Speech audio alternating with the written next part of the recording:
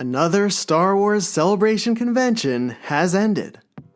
Over the weekend of April 18th, tens of thousands of Star Wars fans traveled to the Makuhari Messe in Tokyo for Star Wars Celebration Japan. The event celebrated the arrival of Season 2 of the live-action series Andor.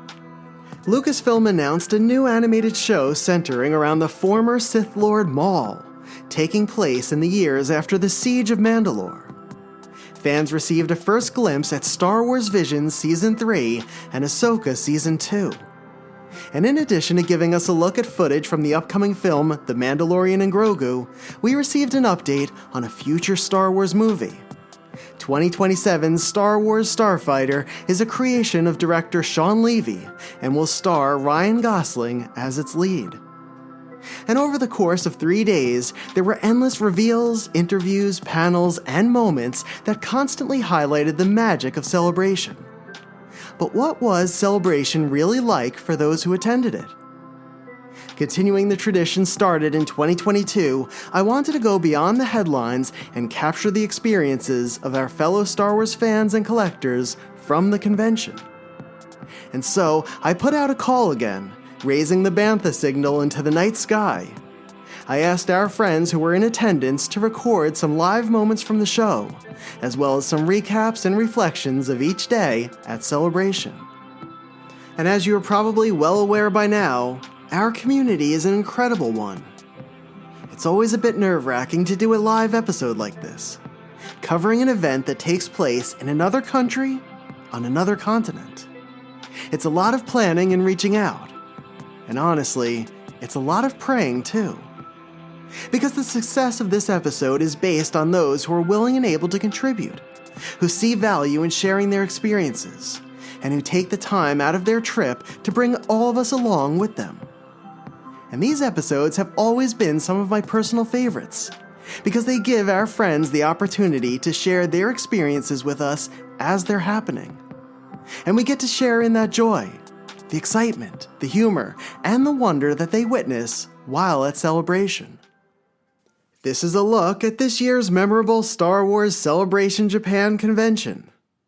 This is a collection of the stories from the event, from the perspectives of our fellow fans and collectors. This was a whirlwind of a weekend, transporting us to that galaxy far, far away. And this is Star Wars, Prototypes and Production.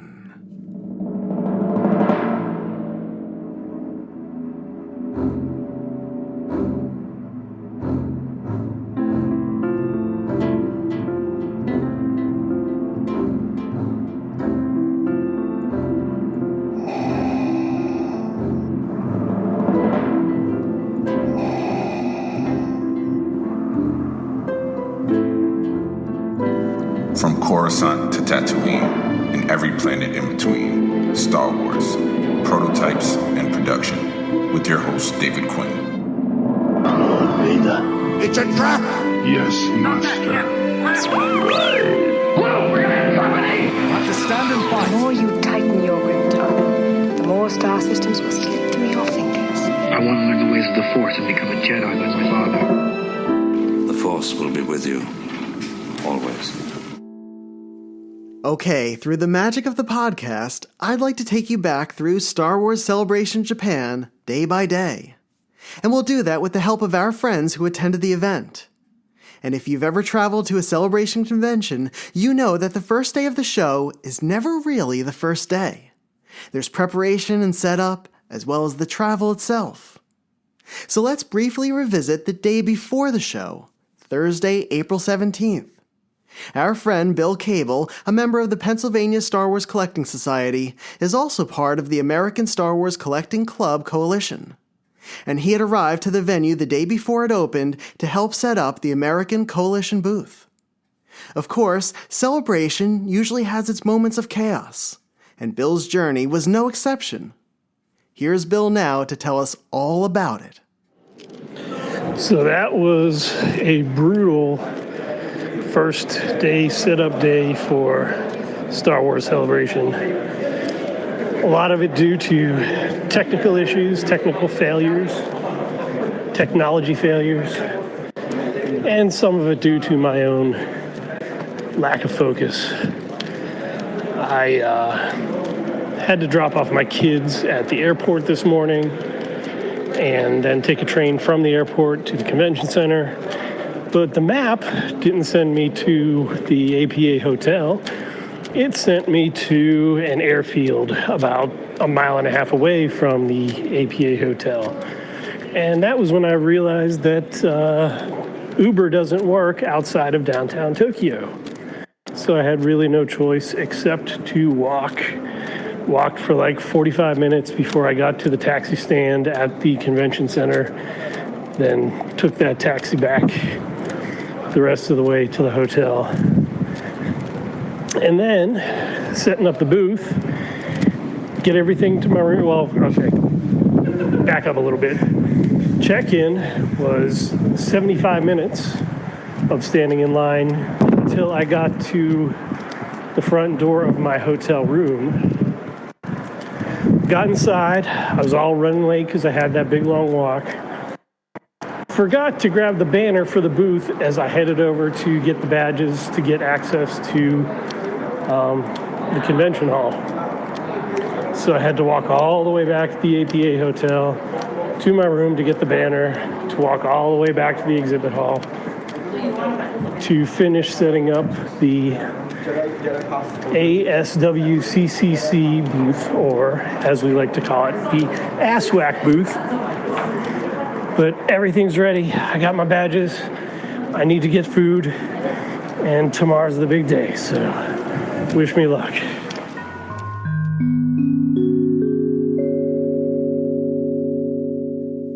Good morning. It's Friday, April 18th, and Celebration Japan is about to begin. Let's talk to Jonathan McElwain as he gets ready for the day. Hi, David. It's Jonathan McElwain, checking in from Star Wars Celebration Japan 2025. It's Friday, April the 18th, day one of the show. I'm in my hotel room getting ready for the day. Thought I'd give a recap of what I did leading up to the show. So I left Washington, D.C. On Saturday the 11th, arrived Sunday the 12th, roughly a 13-hour flight. Didn't get a whole lot of sleep, which is pretty typical for me. Eventually made my way to the hotel. I sort of took off around midday Saturday, and by the time I got to the hotel, it was about 6 p.m. on Sunday with the time change and everything. Was greeted at the door by good friends Mark Rusciano, who was splitting a room with, and Tom and Michael Stewart. So dropped my things and cleaned up a little bit and took off for a nice sushi meal with the four of us. So that was a fun time and good way to get sort of right into things. I always find it's best on these sort of trips to just kind of push yourself to stay up kind of as late as you can to set your internal clock onto the time zone. So next day got up and did 2 days of shopping really. So on Monday, sort of the DC crew, Matt and Henry Fox, and Virgil Bauer, and myself, and a little bit later joined by Mark Rusciano, went to Nakano Broadway, the Kenji area, where Starcase is located, and Shibuya, visiting various kind of toy and record stores for things we were looking at. I had a successful day, picked up Morinaga candy bag. They're out there, but not super common. So that's something that's been on my want list for a long time. Also picked up a handful of bottle caps from the 1978 Coca-Cola promotion. One that I needed for my collection, and a handful of others for other friends that I'm helping build sets for. So that was a success. Tuesday, Matt Fox and I and his son Henry went to Akihabara, which is another area where there's a pretty big concentration of toy and record stores. And so also had success on that day, got a Morinaga Candy Premium, small plastic kind of clear R2D2 And there's, an image of two characters on the two sides of the thing. In this case, one side's C-3PO and the other side's Chewbacca. So there's lots of permutations, combinations of those images. But anyways, I've been sort of picking those up over time. So it was cool to add a piece on each of those days. Later that night, went into the train station and greeted my old friend, Tony D'Amata. Tony and I have been working together on the collecting track. Tony heads up the volunteer and kind of crew of the collecting track, and we've been working together since I guess the mid 2000s. So there'll be a lot of echoes for me in this trip, and one of them is that Tony and I, the first time that he and I split a room, and we've done that at many celebrations now, was back in 2008 at the first Star Wars Celebration Japan. So it's great to see him, and we got a little bit of food before they crashed, and got up bright and early the next morning to go to do two parks in one day. We did Disney Sea in the morning and Tokyo Disneyland in the afternoon. So that was an exhausting but really, really fun day out, and great kind of time to reconnect with Tony and just kind of enjoy all that we could. So that was a lot of fun. Yesterday was set up for the show. It went pretty uneventfully. All of our stuff was there, and so we could kind of get right into setting things up. So that's always a big positive, and a sort of stark contrast to London, where we had to wait a very long time before we could do our thing. So, anyways, it was great. Walked the show floor, and something that as a food collector I've had my eye on since they sort of announced the vendor exclusives. There's a company here called Tag Live Label, and they have 72 cans of oolong tea. And so there's 9 subsets, one for each movie from the 3 trilogies. So one from each of the prequels, one from each of the OT, and one from each of the sequel movies. There's 8 cans in each of the 9 subsets, so that gives you 72 cans. The cost per can is 1,000 yen, which is roughly $7 US. And so that's crazy in and of itself. But what we found out when we got here, you really couldn't read they posted us an image, but you really couldn't read it on the website. But, the details of the promotion are here on posters and things that they have. So you actually, each film is a dedicated vending machine, and you put your 1,000 yen into it and you get a can at random. So you can't even just simply buy the set of 72 to get them all. You would have to go in there and do a bunch of trading or whatever. So it's pretty frustrating, I guess. I wish this thing was something that was manageable, cost wise or volume wise or whatever. So I'll end up getting a representative sample of these things. Duncan Jenkins and I, we're kind of circling this place like vultures as they unpacked boxes and everything. But we had no luck asking nicely, to sort of, even get labels that they had on the outsides of the cans, of the boxes of cans. So, anyways, we'll see what today brings. I'm really at that price point and that way of distribution.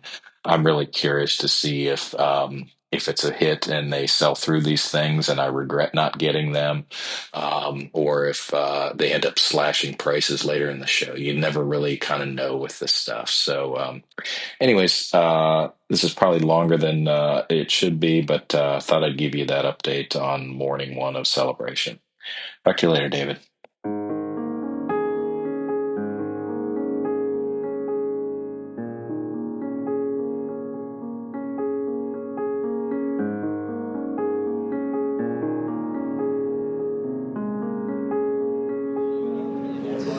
Hey, David, this is Elon Bartlett. And Trevor Wencl.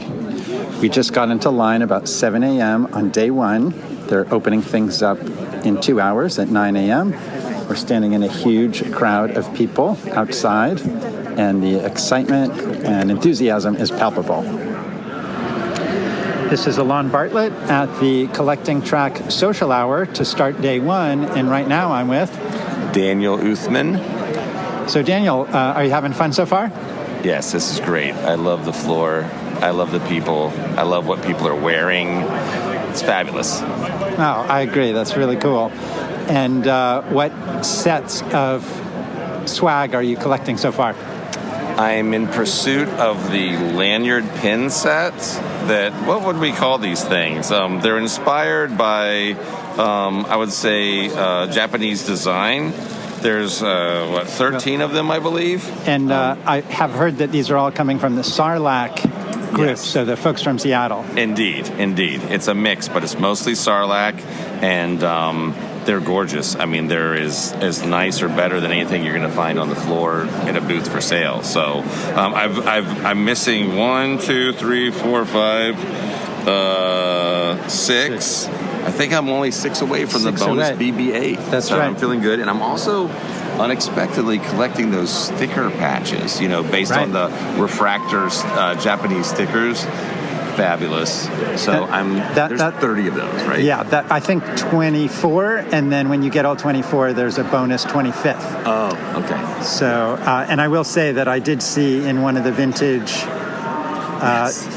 things over there, Billy Galaxy has a booth, and he is selling the refractor vintage set. Yeah, they look fabulous. Really great. Terrific.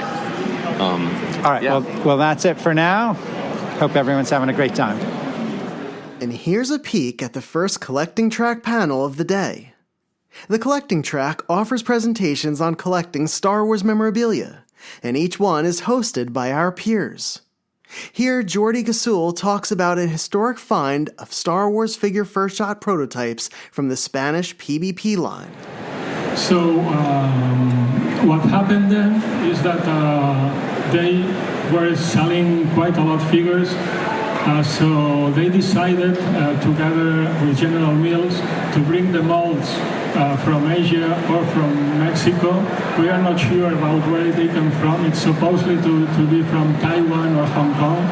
But we received some molds, and they have marks of made in Taiwan, made in Hong Kong, or made in Mexico. So it's sad for me to admit, but sometimes the Spanish can be very lazy. So instead of redoing the mold and put the COO made in Spain, we just erase that and mark the mold with nothing. ジェネラルミルズとコラボして、でジェネラルミルズのちょっと力を借りてフィギュアのミネラルズはその型も仕入れることができました。ただ型を調整するにはやっぱり、新しくね型作るのがとても費用がかかるということもあるんですので型を簡単に調整するようなことが多かったんですね。あとちょっと手抜きなんですけども型をそのままでフィギュアを生産してで刻印だけちょっと削ったんですね。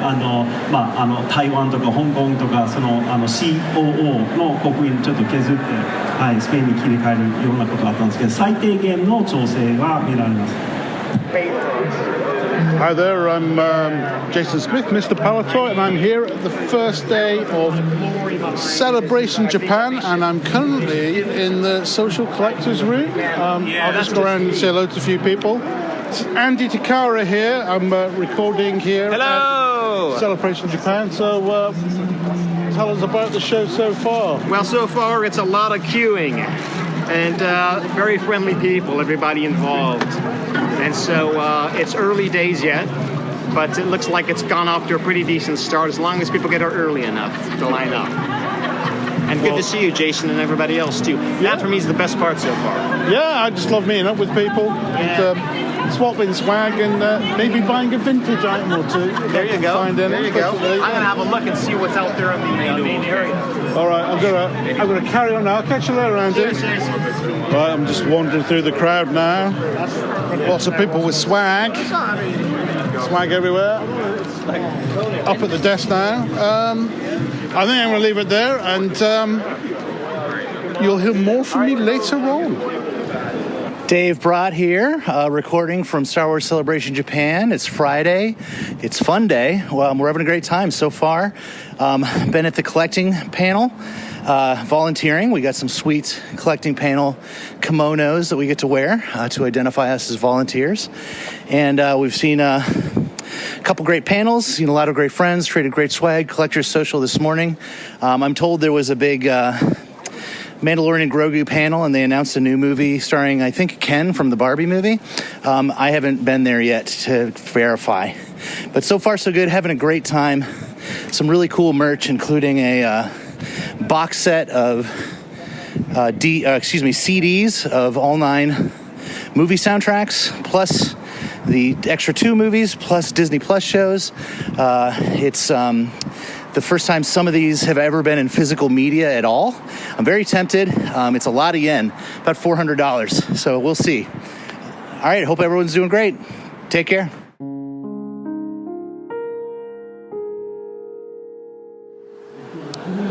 Chris Georgoulias again here with an update about the collecting track area. The collector stage, it's as it's labeled here, at a really nice area this time. We're in Hall 7. This time is, we're doing giveaways, little acrylic stand figures, inspired by the Empire Strikes Back Poppy figures from 1980. So you get make your little acrylic box and put your figure inside. Artwork for this stuff was done by Dan Turrell out of the UK, really very talented artist, and Jeff Karl, our staff graphics guy that we always use, that I use, and friend, and we always he works on all the collecting track stuff with me, and it's been a big hit. And my wife, when she saw the giveaways, she had the idea of making a full-size Poppy box. So one thing led to another, and it happened, and it's been here. It's about 6 feet tall, weighs about 90 pounds, and it's been a huge hit. Lines of people taking their photos over and over. We should have put a hashtag on it to see if people would post them, but regardless, people have been using it and excited, and so that was a lot of fun. That wasn't part of the original plan, but it worked out like that. And now we're just trying to figure out what second life it might have. So, but the panels have been going well, and can't complain. Except it smells like fried chicken all day long because the food court is next to us, which is not great. But what can you do? All right. Take care. Till next time. Bye. And let's listen in as Gus Lopez explains how Hasbro put its spin on the Power of the Force coins in a collector track panel titled Star Wars Coins and Medallions. And so Hasbro, the company that had acquired Kenner and owns the Kenner brand, went back to the Power of the Force coin tooling from the 80s and reused it in 1999 with the Millennium minted coins. And so you see really the front of the coins, what they call the obverse of the coins, has really the exact same tooling of the Power of the Force coins. So you see these coins here, like C-3PO and the Emperor and Han Solo, are all exactly the same as the Power of the Force coins, except they're gold tone coins. And what's different is the back of the coins. They changed them to all have the same back or reverse of the coins. And then they were packaged with action figures. Some more rehash to make more money. And Hannah Bennett brings us this moment from the Lucasfilm Animation 20th Anniversary panel, as host David Collins introduces some of the key players at the studio. Voice actor and sound designer from Skywalker Sound, David W. Collins!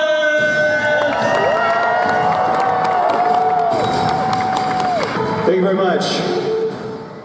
20 years ago, I was working at a different division of Lucasfilm called LucasArts. When my colleagues and I heard a rumor that George Lucas was secretly putting together a new division at Skywalker Ranch, the Big Rock campus up there. This was welcome news. We didn't know about the future of Star Wars. Revenge of the Sith was about to hit theaters. And then later on, about 2 years later, I was invited to a meeting to meet a young man in a hat named Dave Filoni. This was, of course, in preparation for our first ever Lucasfilm Animation panel at Star Wars Celebration later that year. And what he showed me that day were pieces of concept art, storyboards, even models and maquettes of characters, some that were familiar to me, some that were new, like Ahsoka Tano. He was showing me what would become Star Wars: The Clone Wars. In May of that year, we shared Star Wars: The Clone Wars with the audience for the first time. I was lucky enough to stand on stage with Dave Filoni and Lucasfilm Animation, and I knew, we all knew in that room that day, that Star Wars would change forever. What a gift Lucasfilm Animation is, from George Lucas himself and the team at Lucasfilm Animation. A gift that has given us so much over the last 20 years. Shows like The Clone Wars, but also shows like Star Wars Rebels. The Tales series, Tales of the Jedi, Tales of the Empire. Star Wars: The Bad Batch. And so much more. Today, we're all here to celebrate that legacy. The work that they've done over the last 20 years. How they have given us some of the most expansive Star Wars storytelling to ever hit the screen. We're going to talk about those shows. And, most intriguingly, we're going to see what Lucasfilm Animation has for us and has in store for the future.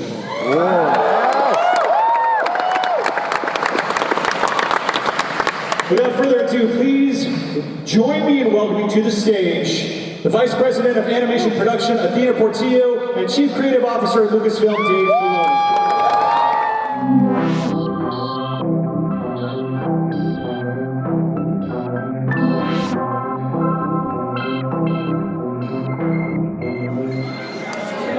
This is Dave Brott coming from Celebration Japan. It's Friday night. We're at the Cantina Takeover now, which is this really fun thing that a local restaurant's putting on. A buffet, all you can eat, all you can drink. Very Star Wars themed. We were each given raffle tickets for pins on the way in. Someone's coming around with Star Wars themed desserts. It's a really good time. We're having a great time. Here's Brian Horner to tell you more about it.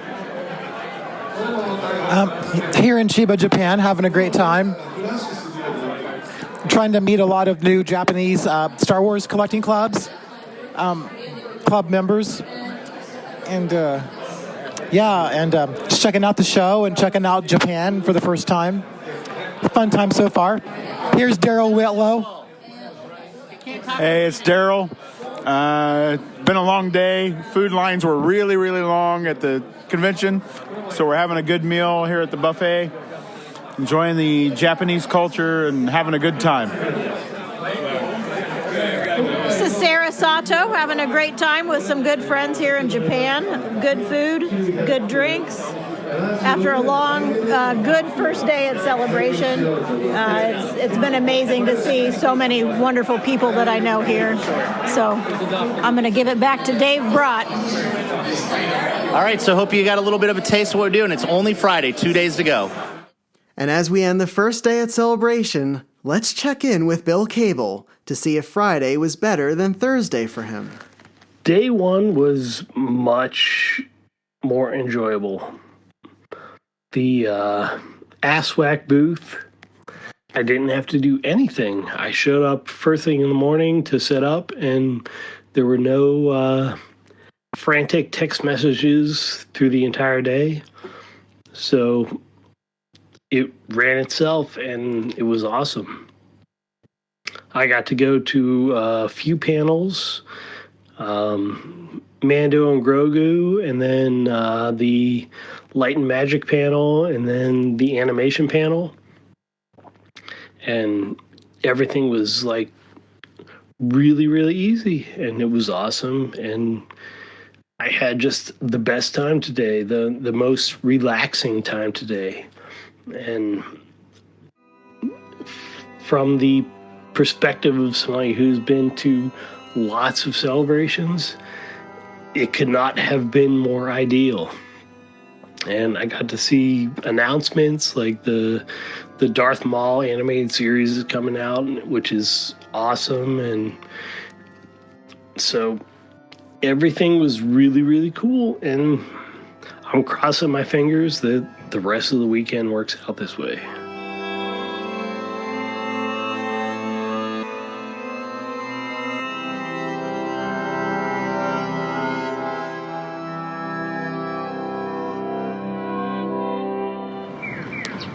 Hi, it's Jason Smith here at Mr. Palatoy. The morning of day 2 of Celebration Japan. I'm just walking into the convention center. Just a few thoughts about yesterday. Yesterday was very busy. Once I was inside, I kind of stayed in the collecting track area where all the collecting track panels are and kind of went to a few of those. When I did go out in the shop floor during the day, it was absolutely rammed. I think the problem was that there was not an awful lot of things and activities to do outside of the main panels, so everybody just tried to shop. So every stall and every shop just had a massive queue on it. I tried the food court. That was an interesting experience. I had the Darth Vader head-shaped rice and another thing with it, which, to be honest, was the worst meal I've had in Tokyo. Food didn't seem very good at all, so today I bought a packed lunch. Had a look round, looked at quite a lot of the vintage stalls. There weren't that many there, but enjoyed the ones which were there. And today I've got a ticket from a friend. Thank you, Mr. Spoons Norton, for the celebration stage to see the Andor panel. So I'm going to do that this morning. And then I'm also presenting a collecting track panel at 5 o'clock on vintage Japanese die-cast delights. Again with Mr. Norton. So I'm a bit nervous about that. It's a dual language presented panel, and they all have been so far. So anyway, lots of fun, and I hope it goes well. Hey, David, and all your listeners. It's Matt Fox, walking around the floor hall during the time of peace and reflection, what we call before the doors open. It's actually day 2, but I'm still having PTSD, and I think part of me is still in line yesterday, somewhere in one of these places. I'm sure you've heard about the crowds. There's a lot of complaints and observations that it's poorly run, that there's too many people, that everybody spent all day in line. And I can certainly see that as a complaint from some people. There are a lot of people here, but it is Star Wars Celebration. There are always a lot of people here. I remember feeling more overwhelmed and the show more unprepared, for example, back in Indianapolis a couple of times, and maybe even LA, way back for C4. So, crowds are part and parcel. If they were unprepared for this many people, well, they should have known. They sold the tickets. They knew how many people were probably going to be here. But I don't want to belabor that. You're hearing reports about it. It's Star Wars Celebration. I knew it was going to be crowded. I knew there would be lines. And if you didn't know that or you didn't expect it, you didn't do your research. But whatever. That was just day 1. Day 2 is going to be busier. It's Saturday. You'd think this is the busiest day, so we'll see if the system can handle the stress. We'll know soon enough. But day 1 was a lot of fun. Celebration's always a lot of fun. Oh, and by the way, if the recording quality isn't that great, I do apologize because I am walking around the show floor. So I do. Yeah, I'm doing my best, but I apologize if it's not great. That aside, day 1 was a lot of fun. On a personal level, you get to see people There's that group of celebration friends you have that you only see here. And it's always awesome. Japan itself, pretty cool. Never been here personally, so everything is new. And that's both challenging and exhilarating. So I knew that going in. Let's see. Personally, I was able to accomplish a lot of the things I wanted to accomplish very early, as everybody seemed to run to the Hot Toys booth, which is not my jam, so that wasn't a problem. Hung out in the collecting track, the Rancho Obi-Wan booth, the American Collectors booth, went to the Hasbro panel. The regular celebration routine. Fortunately, I'm able to be here again with my son like I was in London, and he's having a good time. I was worried that there wouldn't be enough Clone Wars and Rebels content for his generation, and therefore for him, but he's having a great time. So, a wonderful experience in that regard. But again, we got 2 more days of the show. I'll try to give you some updates then, but so far, so good. Of course, I'm getting all my actual celebration news, ironically, from people back home who are not at Celebration, because that sort of information vacuum where you learn about the new movies and the new TV shows and the other announcements from your friends on the internet who are learning about it at home. You don't pick it up here while you're roaming the halls or standing in line or listening to a different panel. So celebration info bubble continues. So whatever. Saturday hopefully will not be too much of a stress as the people begin to run in, and you can probably hear some crowds. So I will be back hopefully with another report tomorrow. So thanks for putting this together, David, and I hope that everybody back in the States is having a good time following this. You are missed, I assure you.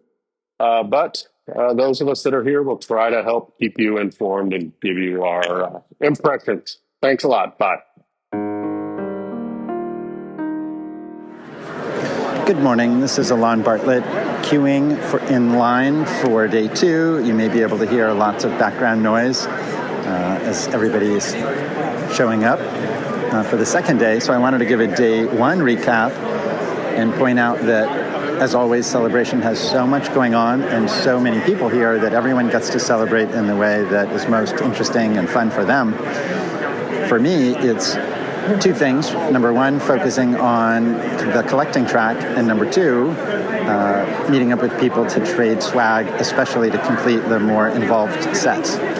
So the collecting track this year is having 14 panels, and at each one they're giving away an acrylic box just large enough to hold a 3 3/4 inch action figure, and the boxes are fashioned after a Japanese set that came out around Empire Strikes Back.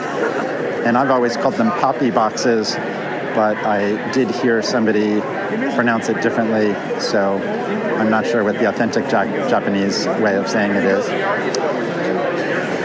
They've also made a 8-foot tall version of the poppy box with a cutout for the face area so that we adults can walk into it and get our picture taken. So it's a really fun photo op opportunity. And even though I only attended 4 of yesterday's 5 panels, I was able to do some clever trading to get the one I didn't have. So far I've got 5 out of 5. Woohoo! Then the other thing is focusing on some of the coolest swag sets. The folks from Sarlacc, the Seattle area regional collecting club, have made a lanyard with a whole bunch of pins that can attach to it. And when you find everybody who's giving them away and complete your set, then they'll give you a BB-8 pin as well. So that's going well. I'm a bit of a bootleg focus collector, and so a lot of other bootleg folks have come up with a set of 8 bottle caps with different characters on them, and this is obviously a reference to the original Japanese bottle cap set that's very famous. And then finally, there is an original Japanese sticker set of 24 kind of prismatic stickers that are square. I saw that collector Billy Galaxy has a booth here, and he has them for sale, the originals. So I'm pretty sure it's the folks from the Ohio Area Regional Collecting Club have created a 24-patch set, so it's really involved. And if you get all of them, then they have a 25th patch that I believe looks like a waffle. So yesterday I managed to track down 21 of the 24, so I've got 2 more days to get the last couple. Wish me luck. All right, have a great day, everybody. Right now I'm in line for Day 2's Andor panel that starts in about an hour and a half. I'm very excited for this since Season 2 is coming out on April 22nd. So I just re-watched Season 1 in anticipation of coming here. And I know last year they gave out a poster, which I have, or at the last celebration for the Andor panel, they had a giveaway poster. So I'm hoping that today I'll be able to get the second one and complete my set. Hey everybody, it's Elon Bartlett. I'm in line for the Andor panel today, and I just met somebody from the UK. What's your name? Charlie. Hey Charlie, good to meet you. And are you excited about today's panel? Yeah, very excited. The first season was phenomenal, so hopefully they'll show us some really cool stuff for the second season. Oh, I totally agree. I'm really excited for it. And then since this is the morning of Day 2, tell me what has been the highlight for you so far from Day 1?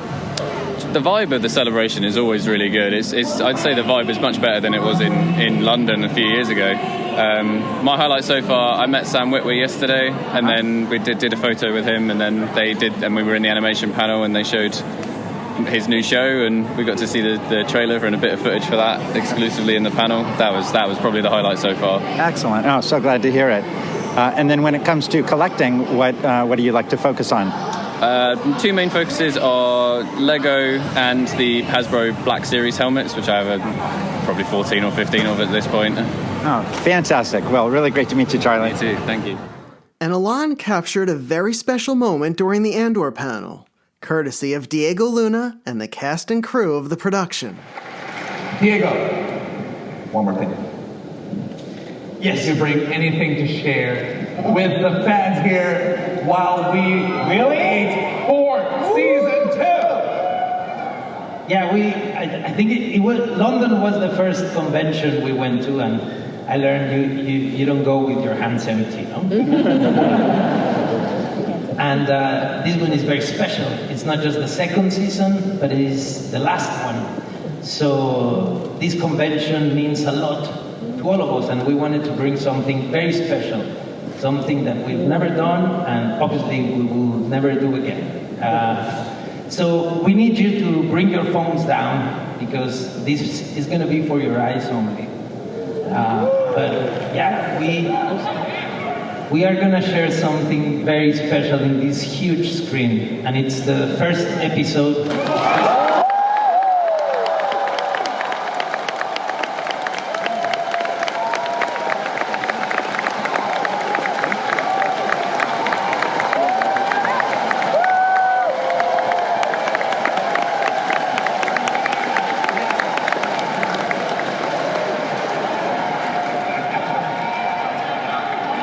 And really, thank you so much. It's been a wonderful journey. At the end, we're also going to show you a sneak peek of the whole season. And please talk about it. Make sure everyone watches this season, and please enjoy. And know one thing, we care because you care. Thank you so much.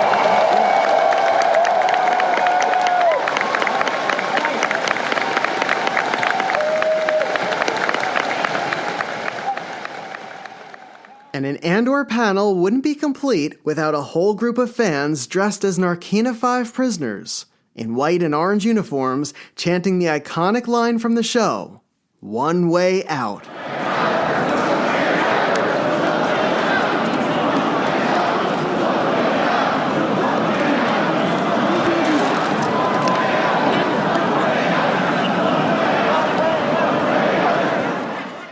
Elon, what did you and Darren Thomas think of the Andor experience?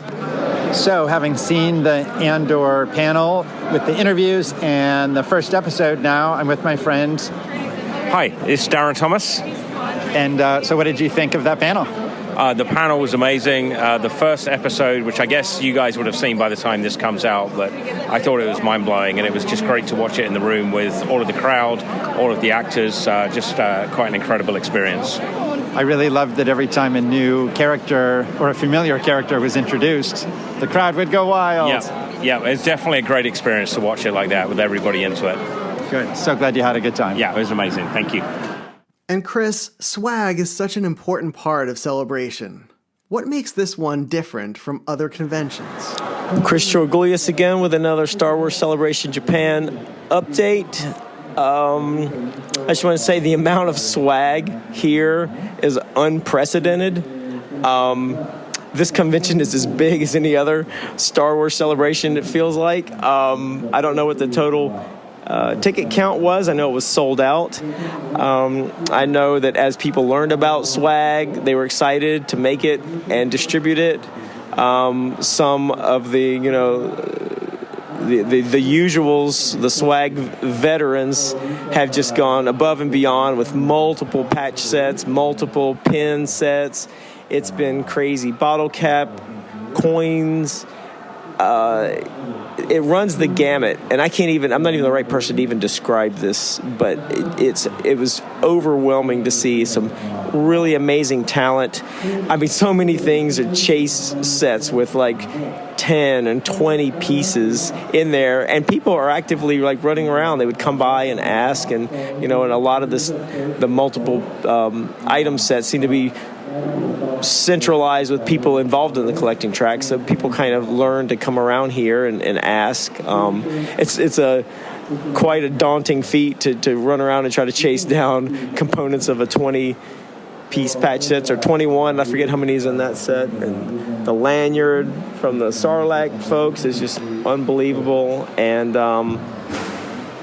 and then they've been having major swag trading from like general like swag crew and whatever out front at the main entrance. I mean, we went out there and it is a mob scene. Like thousands of people, I think, jammed in trying. I mean, they're trading swag. I mean, it's like elbow to elbow. I couldn't even walk through to see what was going on, but everybody was a flurry of trading and stuff, and it was really cool. Everybody was super into it, which was good to see. They're able to enhance their convention experience, not just stand in lines all day, and that's really, really, really fun to see. And hopefully, people, walked away with a better experience, and I think it'll just keep growing from there. I mean, something like that, once so many people are into it, and then it will inspire so many more people. So.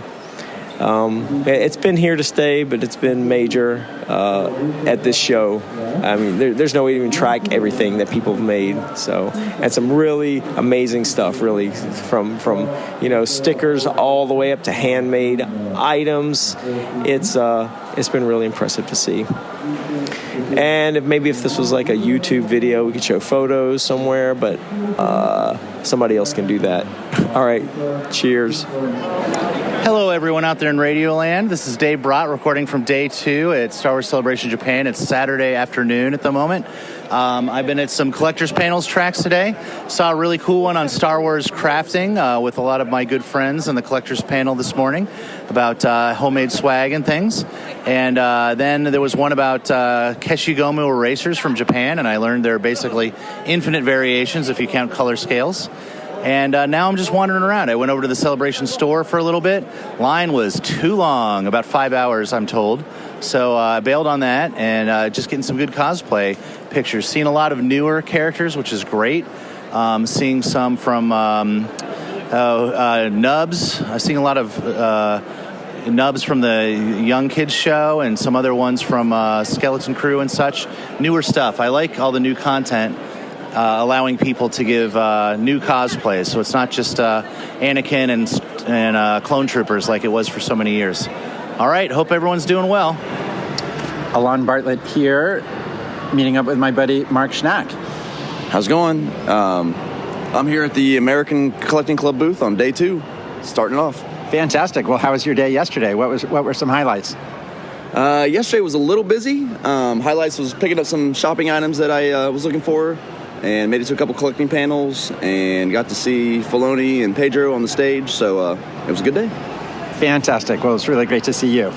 Thank you. Okay. This is Elon Bartlett at the end of day 2, and I'm in the vendors hall here interviewing Billy Galaxy. How you doing, Billy? Doing all right. Happy to be here like always. How about you? I'm doing great too. Yeah, a little bit tired, but filled with enthusiasm. We all are. So you have a lot of great wares here, but 2 that really stood out to me are things that are exclusive to Japan. Can you tell us about the bottle cap collection over there? Well, the bottle caps were a Coca-Cola and associated products, a 1978 promotional thing, and it's pretty extensive. There was a panel on it here that I wish I could have gone to, but there's a lot of items, a cool t-shirt, a poster, great stuff. But what we have is the bottle cap holder with the complete set of 50 caps, and it's a beautiful thing. There's some guys who know a lot more about it than I do. You get into provincial manufacturers, and there's a few variants on them. You can go pretty crazy on those. There you go. And fantastic. It's great to see that. And then the other one I had mentioned, there's a sticker set that a group here is making a patch set of that. And that they're giving out. It's 24 different patches. Is the sticker set 24 stickers? There are multiple sticker sets, and I believe they vary in size. The largest is 30 stickers, and there is at least one lottery sticker that's extremely rare. But they are based on a popular character named Bikuriman, which translates as Surprise Man. And I normally don't sell that new of Star Wars merch, but I saw that patch set that people were doing as swag, and I was like, I want to bring some of those so people can sort of know the history of the inspiration of that patch set. And earlier I saw it over here on your counter. I hid it because people kept trying to buy singles. I see. So I was curious, right, if you had sold it or no. Oh, there's whole packets of them of those. Those are all sets. I see. You've got complete sets and then another set over here. All right, well, very good. Anything else to add about your first 2 days of celebration in Japan? They're going to be just as good as the third day, and it's not over yet. I think everybody's doing some more fun stuff tonight. All right, very good. I wish you all the best.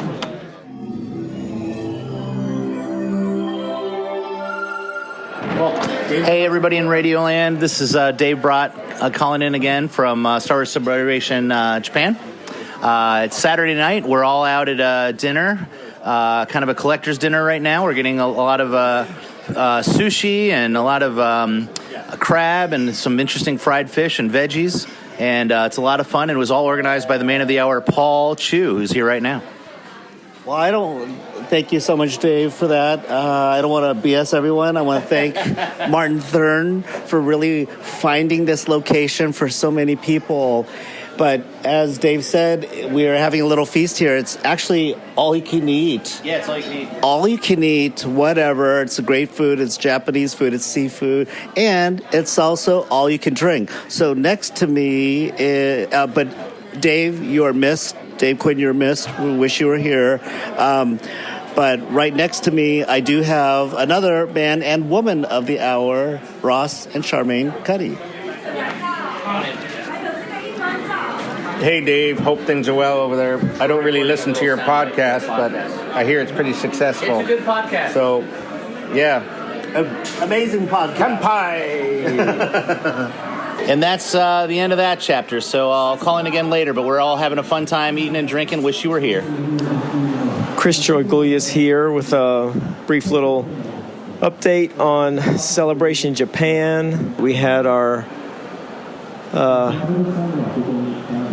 room sales event, which is always a little bit of a gamble as to how it'll go and where we can set up. Had a little mix-up, had one hotel identified, but then people were set up, but then there was security running there, so other of us went to our backup hotel, and eventually I think it all ended up over at the APA, which is where most of the collectors seem to be staying. Sort of took over one end of the West Wing lobby, and it went well, but it's Japan, so many people didn't travel here with items, and there weren't Japanese locals that even knew. That would have been we could have told hey, we're going to do this event, because it's completely like an unplanned thing. So a little bit of back and forth with different people, but we had something. There were people doing some trading and whatnot. Some rare little Japanese items showed up, which was cool to see. And had a good time there. Everybody seemed happy. Wrapped up at about an hour and a half or so, and just hung out the rest of the time. A lot of talking, people going to get drinks and whatnot. So check that one off the list. It happened. So, and I'll check back maybe with another update recap later. Thanks. Elon Bartlett here, wanting to share my recap of day 2 of Celebration. As usual, I really focused on attending collecting track panels, although I ended up attending 3 out of the 5. And that's primarily because I attended the Andor panel earlier in the day. And I historically haven't attended those kinds of, big reveal panels. But I'm really glad that I did because I love that show so much. And even though I didn't attend the first Andor panel at Celebration in Anaheim 2022, I did see people walking around carrying the poster for it. And so once I got home and realized how much that show meant to me, I purchased that poster. So realizing that another panel was happening, I thought I should really attend and get the poster for this one. What stood out to me was, first of all, how friendly the crowd was. I had swag in my pocket, so I just turned around and handed patches to everybody in my region, and that generated a lot of conversations, even a few interviews. There was background music being played by a really great DJ, and at some point he was doing some patch trading, so I got a patch branded to this celebration with a record right in the middle of it. That's neat. And then another standout was seeing all the actors and Tony Gilroy be interviewed together. So you got a strong sense of their rapport and how much they cared about each other. And the main thing that I got was once they saw how popular the show was and how much we fans really, really resonated with this iteration of Star Wars when they were creating season 2, they had all of our love and how much we were backing them, sort of making them feel even better about creating season 2. So I'm so excited to see that whole season. And then I've been a fan of Alan Tudyk ever since he was on Firefly. That's a show I really, really enjoy.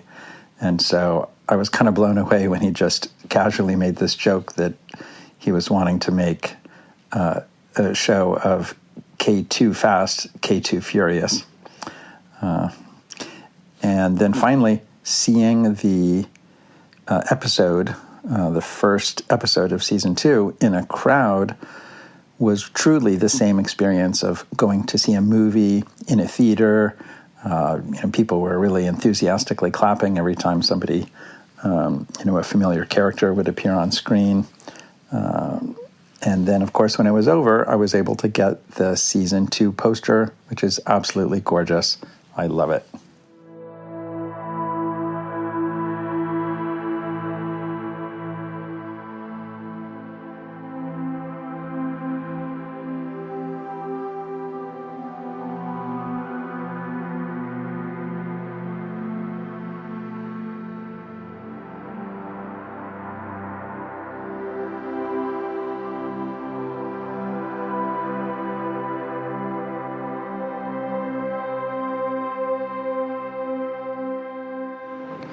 Morning, it's Jason Smith here, Mr. Palatoy, on the morning of the 3rd day of Celebration. Recap of yesterday, so I managed to get a ticket to go onto the Celebration stage for the Andor Pioneer. Thank you very much for Mr. Andy Spoons-Norton for that. Had a good selection of actors from the show. And then at the end, we got to see the first episode of season 2. Season 2. That was really good.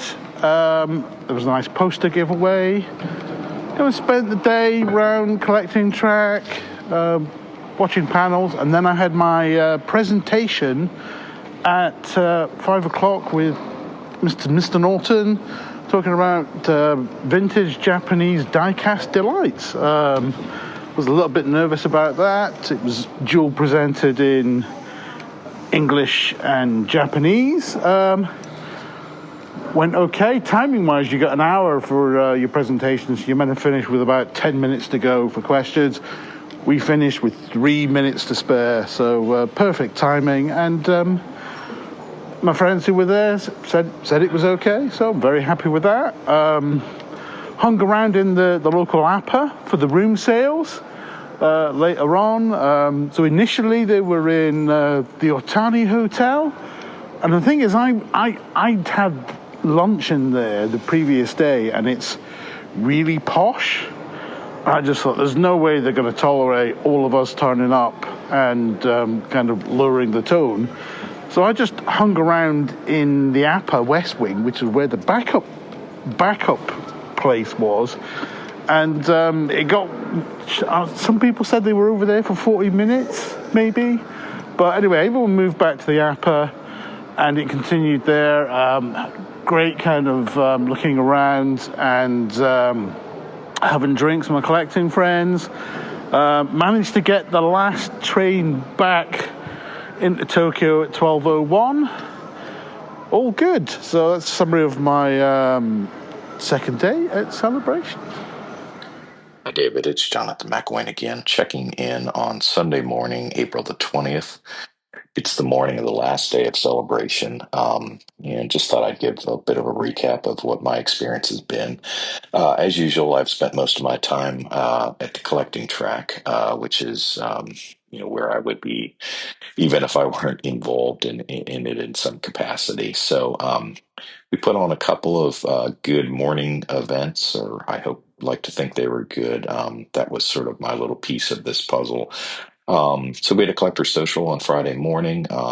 There's sort of a long tradition of doing those. Haven't always done them, but we had 100 plus people turn out for that, which is not too bad for being sort of first thing on Celebration schedule. I think it was ours and one other event were the earliest scheduled thing. So lots of people were in line for whatever the big panel was that day and that sort of thing. So we gave out a free mini poster that was designed by a local artist, and also raffled off a set of acrylic stand figures.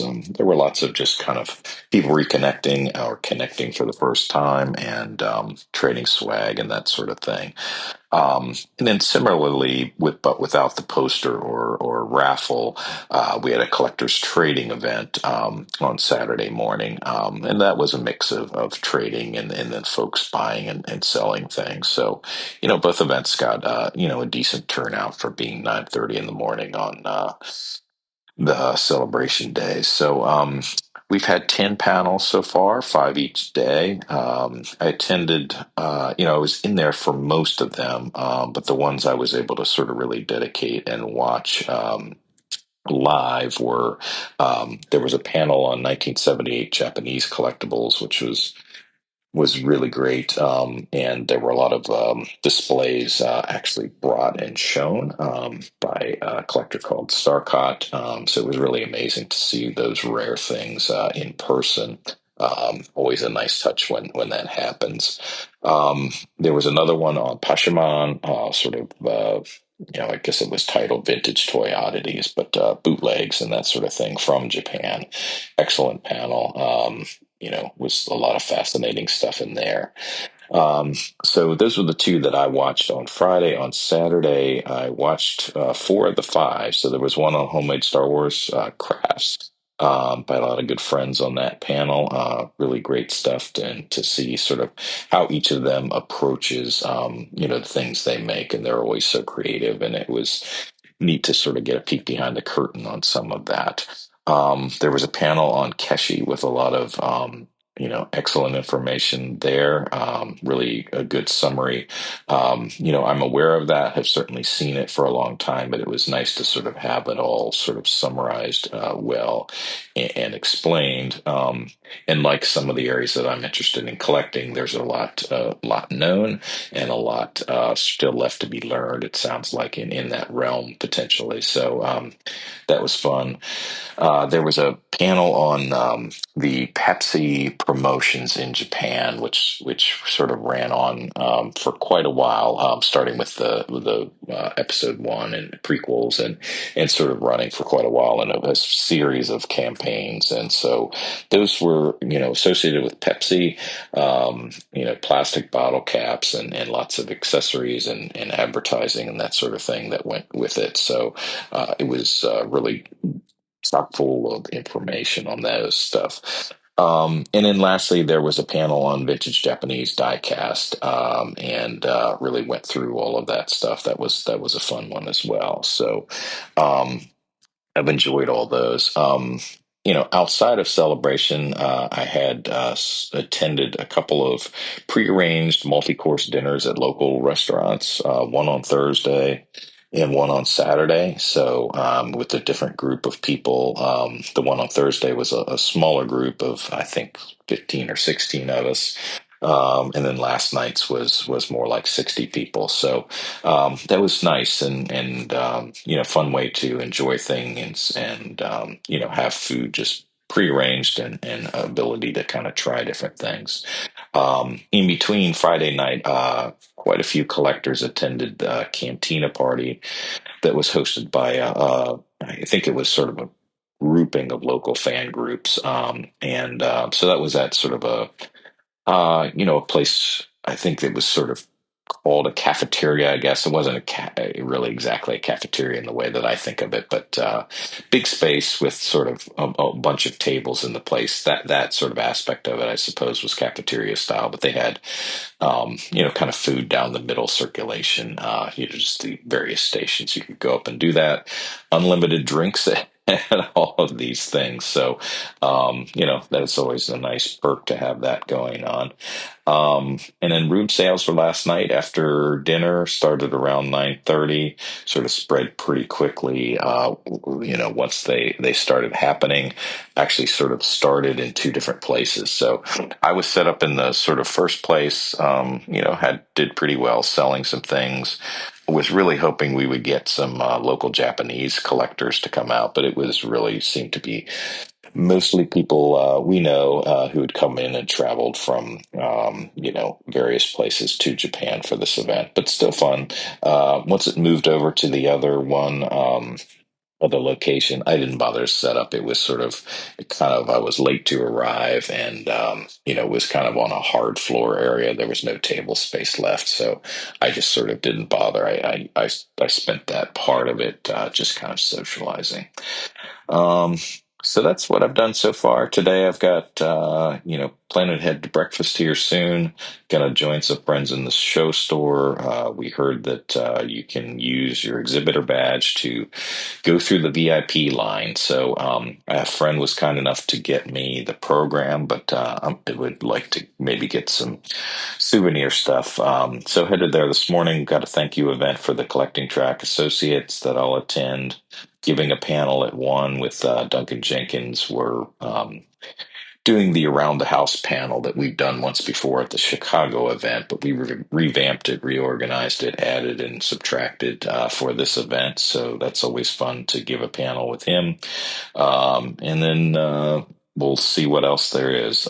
Maybe I'll buy some of those tea cans that I mentioned in the previous check-in. So that's a recap of what I've done, David. Hope you're doing well. Talk to you soon.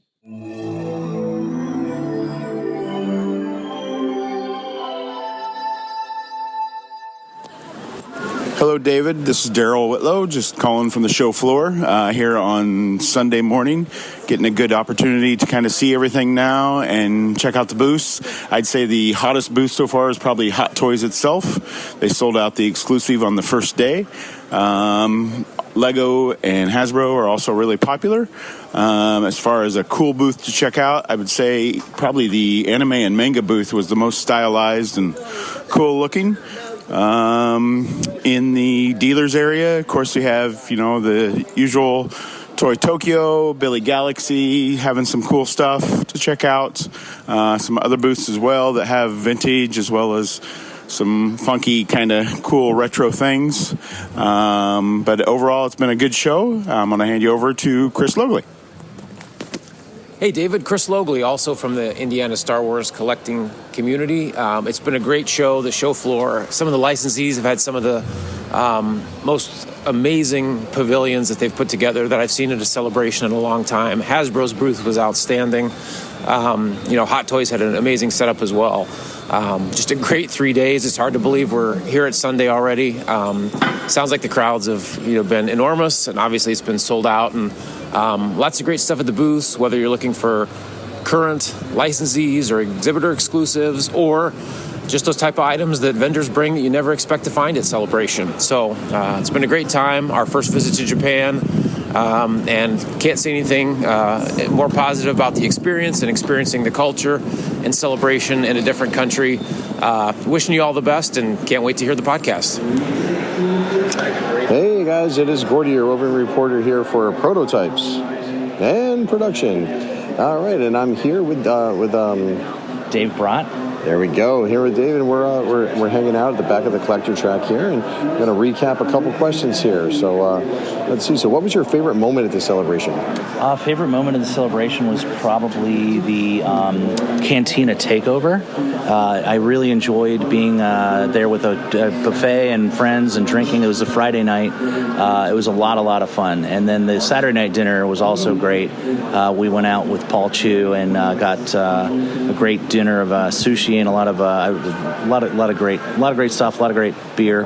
Everyone with their shoes off. Good times. Excellent. All right, next question. What was your favorite swag item of the celebration? Favorite swag has to be Elaine Grief's Leia with a parasol. She had this great little, as usual, three-dimensional, tiny little Leia figurine with nice felty clothing, and it's in its own little box. Japanese influence. It's awesome. Excellent, Dave. Thanks so much for taking the time, and go have fun with the rest of the time we have here on Sunday. Don't even know what day it is anymore. All right, signing off for now. I'll be back, guys. Hey, it's Gordy, your roving reporter here for Prototypes and Production. Running around here, just ran into John, and we're gonna hit him with the two questions. So, state your name first, sir. Jonathan McElwain. All right, perfect. And John, what was your favorite moment from this year's celebration?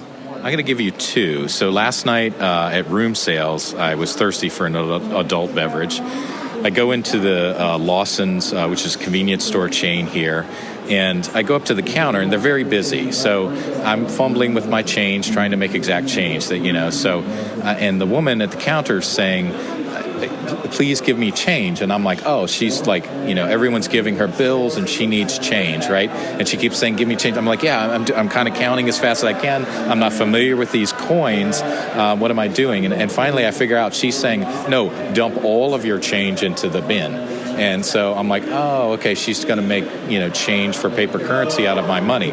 No, she just dumps the thing in and then hands me a stack of coins back. It was faster for her to just dump all my change through the machine and give me the change because I was so incompetent at counting the coins.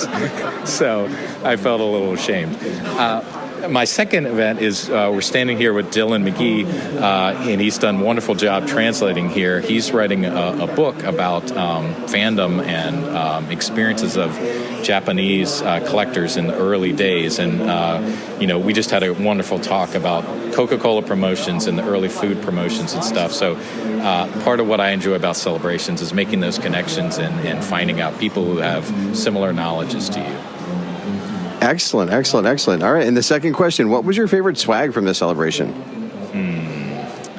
Well, I'm wearing a lanyard here that was done by a group of friends, and it was kind of a fun thing. I usually don't go in on kind of collecting big sets, but wearing this thing around my neck gave me the sort of obligation to feel like I needed to collect these pins. So I still need one more to get my redemption, but I'm going to say that's my favorite swag. Excellent. I know you'll finish that up. I agree. Those were my favorite swag at Celebration as well. And John, thanks so much. Won't take any more of your time. Enjoy the rest of your time here at Star Wars Celebration. This is Dave Brott reporting from day 3 of Star Wars Celebration. It is Sunday. It is fun day. It is tired day. Dave Brott's dogs are barking. It is Been a lot of exhaustion walking around here. I was out too late last night drinking and going room sales with friends, and up too early this morning coming in with my sister to get her Diego Luna photo op, which she got and she was very excited about. And then I had early morning panels at the collecting track. All sorts of good stuff. Right now, heading back to the collector's track for the final giveaway of the day. The closing ceremonies are about to begin. They're going to probably announce the next Star Wars celebration. I'm calling it now. I'm going to say Anaheim 2027 50th anniversary. See if I'm right. All right, take care.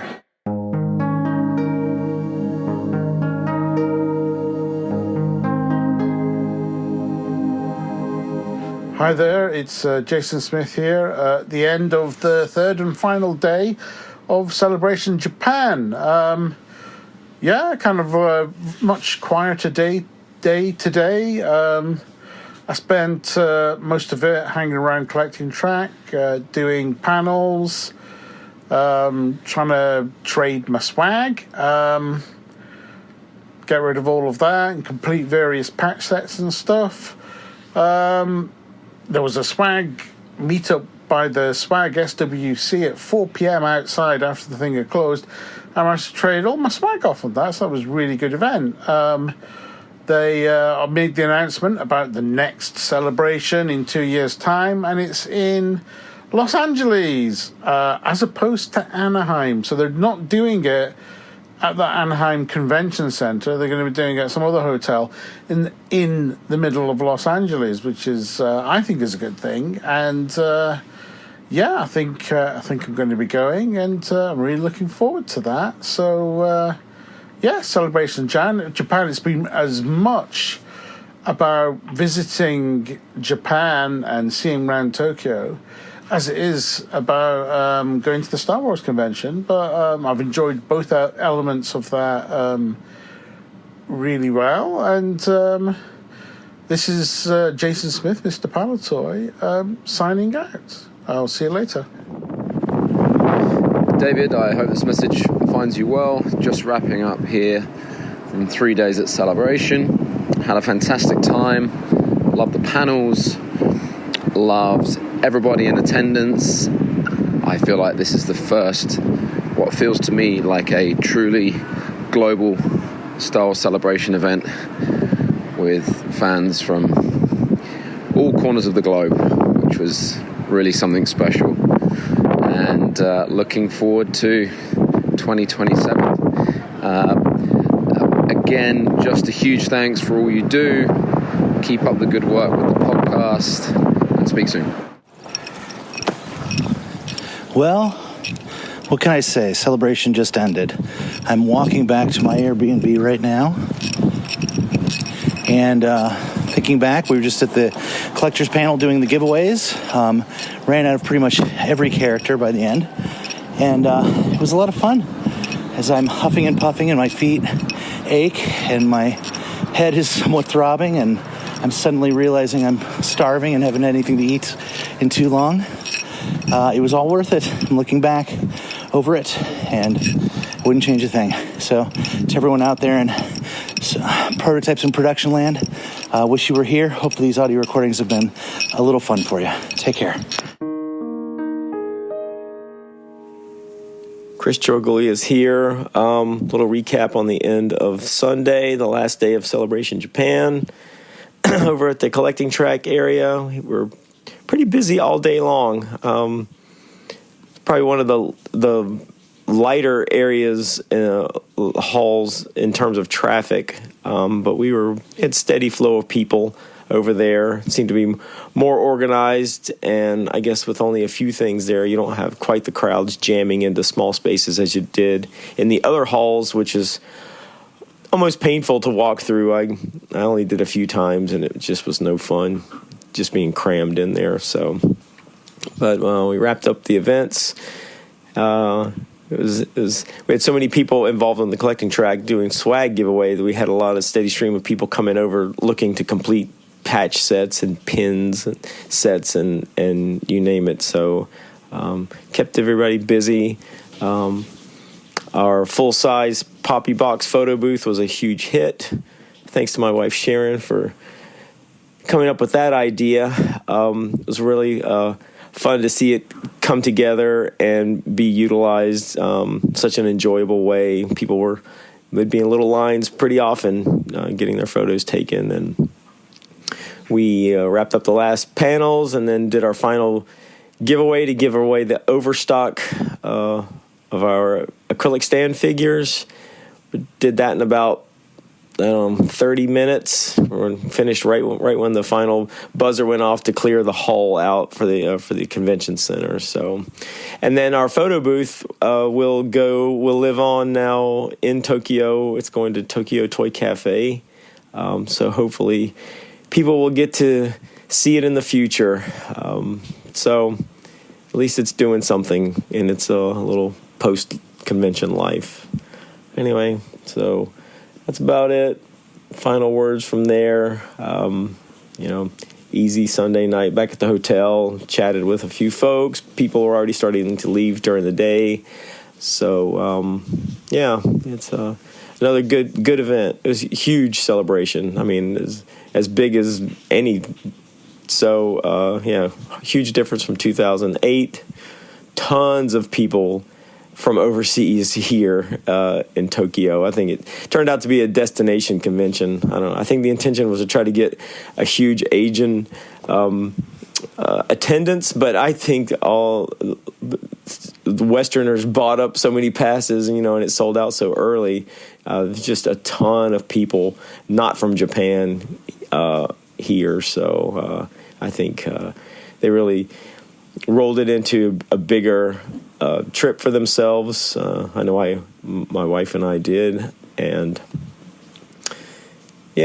Japan was a great place, and it's cherry blossom season. There's a lot of things that to make it an attractive time to have celebration this year over here in Tokyo. So anyway, that's about it from me. I'm out. Take care. Bye.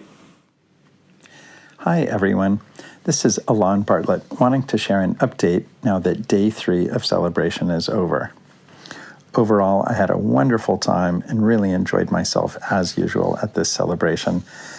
And what I'd like to do now is give a shout out to the 3 most involved swag sets that I chased after this celebration.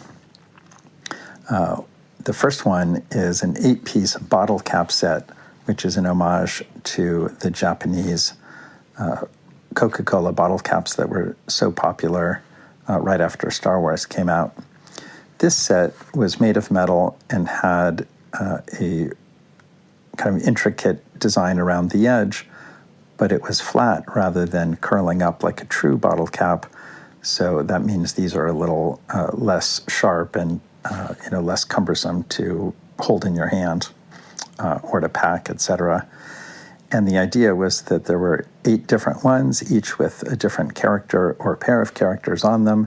And once you got all 8, then they would give you a single gold completion bottle cap. And this was sponsored by lots and lots of friends, many in the bootleg community, so I really appreciate that set. The second one was created by Sarlacc, which is the Seattle area regional collecting club. And they made a white lanyard that had printed on it 15 different characters, all based off of a Japanese wooden doll set. And these were traditionally given as gifts in Japan. And so their idea was to have these be images that they created as pins. And so you would know who was giving the pins away because their lanyards were yellow. And so if you approached them, they'd give you a white lanyard that you could have and one of their pins. So once you found 14 people who were giving the pins away and you completed the first 14, then they would give you the final one, which was BB-8. Yay! And then the third and last one that I'd like to give this shout out to is a 24-patch set, which is based on square Japanese refractor stickers. And if you've heard my interview with Billy Galaxy, he mentions that there's lots of stickers in the original Japanese production. So this set was organized by Mark Schnack, and many, many people contributed. Well, I guess a total of 24, maybe more. And so there was lots and lots of characters, including the Death Star. And then I finally managed to complete it today. It was really a challenge, but I did it. And the completion patch was Boba Fett standing in front of Han in carbonite. How cool is that? Hello, David, and all the podcast listeners. Matt Fox again here with a Day 3 celebration Tokyo and in its entirety recap. It was a good show. I enjoyed it. Just taking all the Japan element out of it and just judging it purely as a celebration. It was completely on par with all of the Reed Pop celebrations. I think I made that point the other day, where it just seems to be sort of a plug-and-play formula they've got. But some of the stuff they plugged in this time was pretty good. Sort of the art, obviously everybody loved that key art and the badge art and all that. And just sort of the vibe, I thought it was pretty good. The facility itself was completely fine. It was big enough for everything. The layout created a little bit of log jams here and there for the number of people that were there. But I'm not an ergonomic engineer, so I don't know how you'd avoid that. I'm sure there's some way, but whatever. Convention halls are convention halls, and everyone I've ever been to is going to have choke points. But the show was good. It was great to see the people, the Star Wars people, some of the production people that I had not met before, who were available in the autograph hall and in other places. The announcements... we got a movie announcement. We'll see how that happens. We'll see if it happens. We got movie announcements at the last one, too, and I don't think a lot of those are ever going to materialize. So we'll see. It would be good. Obviously, the big thing on the future is 27 and the 50th anniversary and the big monolith that's going to face a lot of us or faces a lot of us. That's weird. That's going to hit a lot of us right in the face. That we're just old. And as you can see, my mind is going because I can no longer assemble a sentence. 2027, that's the big thing coming up. And we got the LA announcement. I'm not super stoked about going to LA. Anaheim would have been better. I know it's, a couple miles away, but the LA celebration was pretty good, although there were elements of it, and, they were still learning the ropes, but I don't think that was Reed yet, so, I can't fault anybody there, but if it is at the same place, like the hotel situation around there was sort of sketchy, who knows, whatever, we'll see, 2 years away, it's a long way away, but it's also right around the corner in some ways. But I'm sure we'll have plenty of time to talk about that going forward. This one, it was great. Good to see friends, the celebration friends that you only see every now and then, the friends who live in other parts of the country that you only see maybe once or twice a year. This was a great opportunity to do that. The APA hotel where I was staying and a lot of people were staying was sort of overrun by the 501st crowd. Not uncommon. So whatever, it was a good show. I really enjoyed it. I think my son enjoyed it. So it was a good trip all around. I hope you're getting lots of other good feedback, but like any celebration, the highlights are the collecting track, obviously, because, that's sort of, what we live and breathe in. But other than that, it was just a good show. So, hope everything on the show is going well and all your listeners had a great experience following or at Celebration themselves. And everyone take care, and I'll hope to see you all soon.